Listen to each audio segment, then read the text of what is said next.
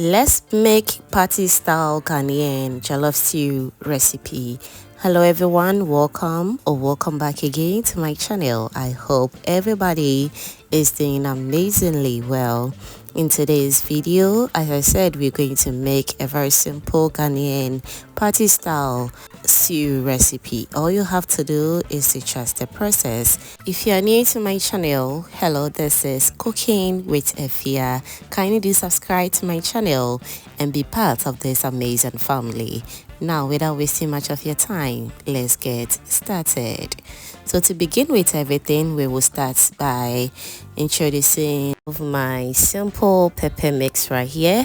I have some onions, pepper, ginger, garlic, and some natural herbs, which includes some bay leaves, coriander seed, star anise seed, and also some rosemary.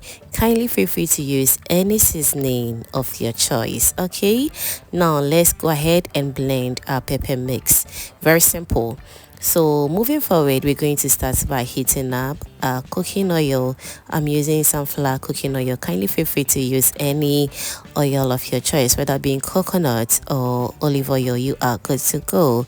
All right, so now we're done blending our vegetables. So I'll add it to my hot oil. I will stir everything together very nicely, and I'll allow it to fry or cook on low medium heat for approximately 15 minutes, and our pepper mix should be ready.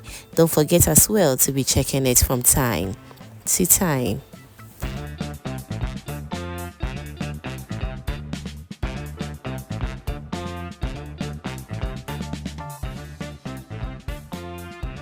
Alright, so this is after 10 minutes of cooking our pepper sauce, and this is the outcome we have right now. As you can see, it has thickened up a little bit, and that's what we're looking for. It's almost done.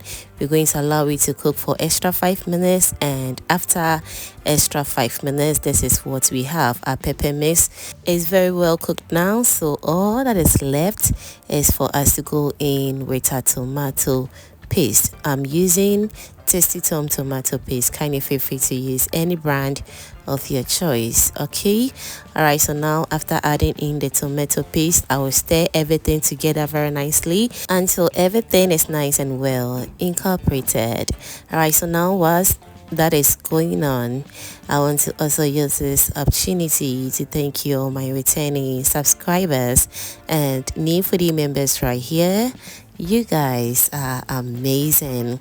Thank you so much for liking my videos, sharing, and also commenting on my videos, fam. I am very grateful. Thank you so much for doing that. So now I've been cooking my tomato paste for about 5 minutes now, so I'll give it a very gentle stir, and I will cover it again for about 10 to 15 minutes for the tomato paste to also cook down very well.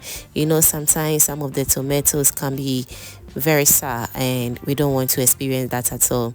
So cooking your tomato paste very well is very important in this jollof rice recipe. All right, so after extra 10 minutes, this is what we have. Our stew is in good shape, and that's what we're looking for. Now all that is left is to go in with some seasoning of choice, which is some shrimp seasoning powder and also some jollof stew seasoning powder. Don't forget to go in with some extra bay leaves if you want. And now to my ultimate ingredients, which is some mackerel in tomato sauce. One thing about me is that I love mackerel. I love mackerel anytime I'm making jollof rice. So you can also incorporate it in your jollof rice as well, and trust me, it is amazing. So I added in some maize stock, which took the jollof stew to another level. Trust me on this one. I'll go in with some salt because I needed to taste if everything or the seasonings were enough for me not to go in with salt, and it needed a little bit more of salt. So once everything goes in, I'll give it a very good stir. I'll cover and allow the stew to really cook very well. Don't be surprised with the oil on top. Trust me, we are frying the stew, we are not cooking it, so kindly notice, we want everything to really fry beautifully, so the oil will help us achieve that results. You can also scoop out the oil after everything is nicely done. Okay, I'll allow the stew to cook extra 10 minutes or 15 minutes more, and this is the results right now. As you can see, it is looking super good and perfect. Now all that is left for me is to set some of the stew aside, because I won't be needing all the stew for the jollof rice. It's always advisable to scoop out some of your stew aside. It's very important. So now let's set some aside, and we're going to add the stew back to the rice when it's needed. Okay.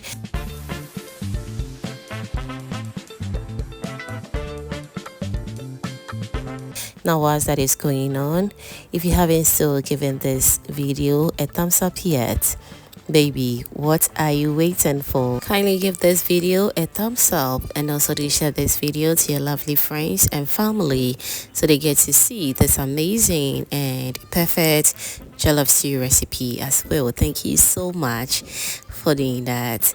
Alright, so as you can see, the stew is making this jollof rice turn out really good. Let me know in the comment section what you think about this Ghanaian party style jollof stew recipe. It turned out really good, and I hope you're going to give this recipe a try.